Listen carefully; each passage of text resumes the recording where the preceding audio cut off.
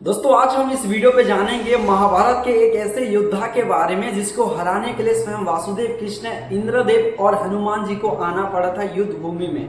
कहा जाता है कि द्वापर युग का ये युद्ध इतिहास का सबसे बड़ा युद्ध माना जाता है। इससे बड़ा कभी युद्ध हुआ था और ना ही कभी इससे बड़ा युद्ध कभी हो पाएगा, और जिसे हम लोग महाभारत का युद्ध के नाम से जानते हैं। सूर्यपुत्र कर्ण एक ऐसा योद्धा था जो अधर्म के साथ रह के वो धर्म का पाठ सिखा रहे थे।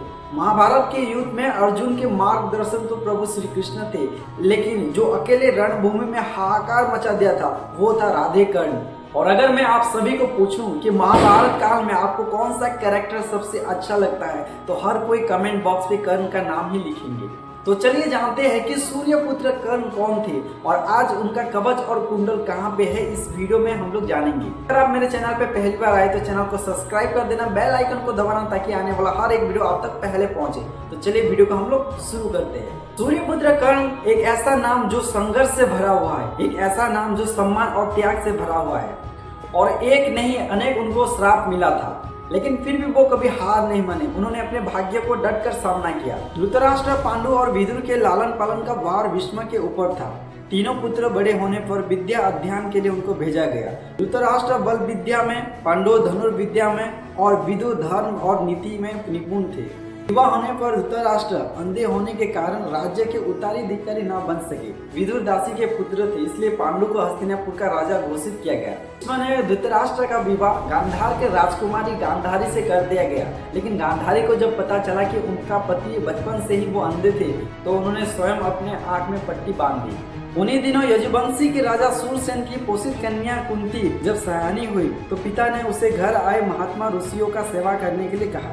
एक बार दुर्वासा ऋषि आए और माता कुंती ने दुर्वासा ऋषि का दिल से सेवा की। माता कुंती की सेवा से दुर्वासा ऋषि बहुत प्रसन्न हुए। उन्होंने कहा कि पुत्री मैं आपकी सेवा में बहुत प्रसन्न हुआ। पुत्री आज मैं तुम्हें एक ऐसा मंत्र देता हूँ जिसके प्रयोग से तुम जिस देवता का स्मरण करोगे वो तत्काल तुम्हारे सामने प्रकट होंगे और आपका जो भी मनोकामना होगा वो पूर्ण होगा। इस प्रकार दुर्वासा ऋषि ने कुंती जी को मंत्र प्रदान करके वहाँ से चले गए। एक दिन माता कुंती ने उस मंत्र की सत्यता को जांच करने के लिए एकांत स्थान पर बैठकर उन्होंने उस मंत्र का जाप किया और सूर्यदेव का स्मरण किया। उसी क्षण सूर्यदेव वहां प्रकट होकर बोले, देवी मुझे बताओ कि आप मुझसे कौन सा वस्तु का अभिलाषा करते हो, मैं तुम्हारा अभिलाषा अवश्य पूरा करूंगा। कुंती ने कहा, हे सूर्यदेव, मुझे आपसे किसी प्रकार की कोई अभिलाषा नहीं है। मैंने तो केवल मंत्र की सत्यता परखने के लिए इस मंत्र का जाप किया था। कुंती की इस बातों को सुन के सूर्यदेव ने कहा, हे कुंती, मेरा आना व्यर्थ नहीं जा सकता। कुंती, मैं तुम्हें एक अत्यंत पराक्रमी तथा दानशील पुत्र प्रदान करता हूँ। इतना कहकर सूर्यदेव वहाँ से गायब हो जाते हैं। देवी कुंती ने इस बारे में किसी को बताया नहीं था और समय आने पर उनके गर्भ से कवच और कुंडल धारण किए एक पुत्र का जन्म होता है। कुछ समय के बाद दोस्तों पांडु कुंती ने उस बच्चे को बड़े से टोकरी में गंगा नदी में रात्रि में उनको बालक पानी में बहता हुआ उसी स्थान पर जाके पहुंचता है जहाँ पे धृतराष्ट्र का साथ यानी कि अधिरथ घोड़े को उसी नदी में पानी पिला रहा था, और अधिरथ का दृष्टि उसी कवच कुंडल बच्चे के ऊपर जाके पड़ा। एक तरफ अधिरथ के पास उसका कोई भी संतान नहीं था, इसलिए उस बच्चे को अपने गले से लगाया और अपने पत्नी के पास लेके चला गया और धीरे धीरे कर्ण बड़ा होता गया। परंतु राधे कर्ण हमेशा अपने असली पहचान की खोज में रहा। एक सारथी का पुत्र होने के बावजूद वो लड़ना पसंद किया।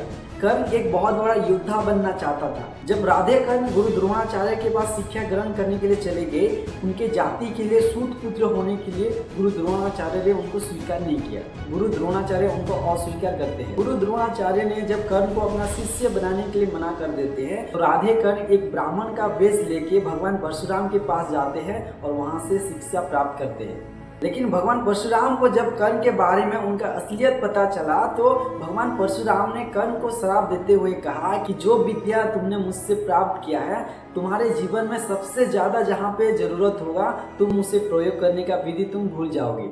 कर्ण ने जब अपने गुरु परशुराम जी को सच्चाई बताई तो परशुराम जी को अपने श्राप से ग्लानि हुआ और भगवान परशुराम जो श्राप कर्ण को दिए थे वो श्राप वो वापस नहीं ले सकते थे। और उसके बाद भगवान परशुराम ने कर्ण को विजय धनुष प्रदान करते हैं और उनको आशीर्वाद देते हैं कि संसार में कोई भी योद्धा तुम्हें तब तक हरा नहीं पाएगा जब तक तुम्हारे हाथ में ये विजय धनुष रहेगा। परशुराम जी के आश्रम से जाने के बाद राधे कर्ण भटक रहे थे। इसी दौरान वो शब्द वेदी विद्या को वो सीख रहे थे। अभ्यास के दौरान उसने एक गाय के बछड़े को वन्य पशु समझकर उसके ऊपर शब्द वेदी बाण चला दिया और बछड़ा वहां पे मारा जाता है। जब उस गाय के स्वामी ब्राह्मण ने कर्ण को श्राप देते हुए कहा कि जिस प्रकार एक असहाय पशु को मारा है वैसे ही एक दिन वो भी मारा जाएगा, और जब सबसे अधिक असहाय होगा और जब उसका सारा ध्यान अपने शत्रु से कहीं अलग किसी और काम पे होगा। सूर्यपुत्र कर्ण के जीवन में संघर्ष तो था ही, लेकिन संघर्ष के साथ साथ दोस्तों उनको श्राप भी मिलता गया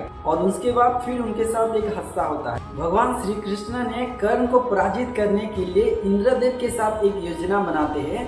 ब्राह्मण का वेश धारण करके वो कर्ण के सामने वो प्रस्तुत हो, और वासुदेव श्री कृष्णा जी को पता था कि राधे कर्ण प्रतिदिन किसी ना किसी को वो कुछ ना कुछ वो दान करते थे, और राधे कर्ण प्रतिदिन की तरह वो कुछ ना कुछ लोगों को दान दे रहे थे। और उसी बीच में दोस्तों जब इंद्रदेव ब्राह्मण का वेश धारण करके वहां पे खड़े होते हैं और इंद्रदेव जी का जब नंबर आता है तो राधे कर्ण उनको पूछते हैं कि बताइए मैं आपको क्या दान दे सकता हूँ। और कर्ण को पहले से ही पता था कि ये कोई ब्राह्मण नहीं है, ब्राह्मण के वेश में इंद्रदेव उनके सामने खड़े हैं। और ब्राह्मण वेश में आए हुए इंद्रदेव ने कहा कि हे दानवीर, मैंने आपके बारे में और आपके दानवीर के बारे में सुन के तुम्हारे पास आया हूँ, और आपकी दानवीरता की चर्चा पूरे संसार में है। दान देने से पहले आपको वचन देना होगा, तभी मैं दान स्वीकार करूंगा। उसके बाद राधे कर्ण ने अपने हाथ में जल लेके इंद्र को वचन दिया, और तभी ब्राह्मण वेश में आए हुए इंद्रदेव ने कर्ण का कवच और कुंडल दान में मांगा।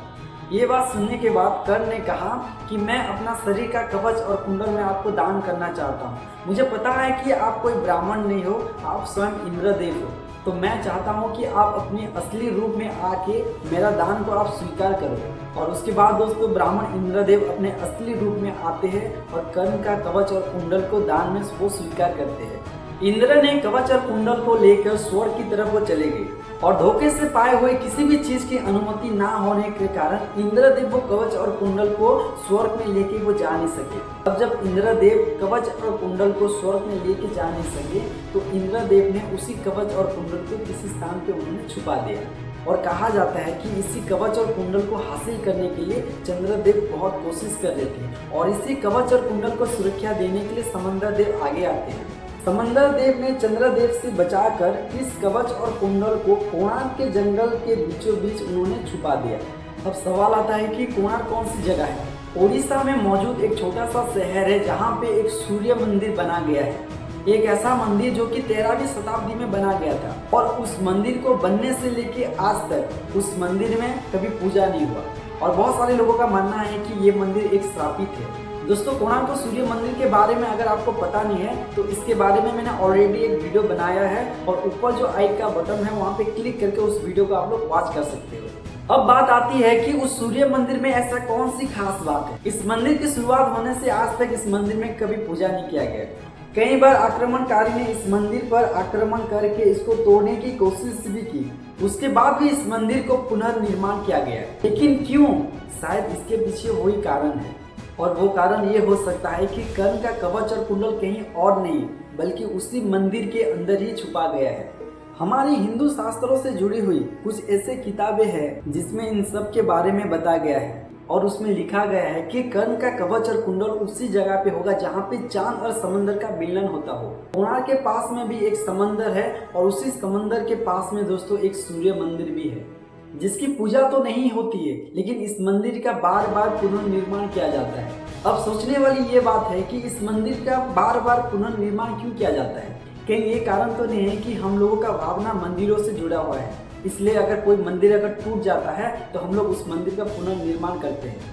और उसी मंदिर पे आज भी कर्ण का कवच और कुंडल मौजूद है, इसको चाह कर भी कोई भी इंसान उसे देख नहीं सकता है। और बहुत सारे शास्त्रों में ये भी बताया गया है कि कर्ण का कवच और कुंडल एक ऐसे स्थान पर रखा गया है जहाँ पे पंचमुखी नाग उस कवच और कुंडल का रक्षा कर रहे हैं। क्योंकि कर्ण का कवच और कुंडल किसी इंसान को अगर मिल जाता है तो वो इंसान बहुत ताकतवर और अमर बन सकता है। दोस्तों इसके बारे में आपका क्या राय है कमेंट बॉक्स पे जरूर बताना, और आप अगर मेरे चैनल पे पहली बार आए तो चैनल को सब्सक्राइब करना, बेल आइकन को दबाना ताकि आने वाला हर एक वीडियो आप तक पहले पहुंचे। तो मिलते हैं दोस्तों एक नए वीडियो पे। जय जगन्नाथ।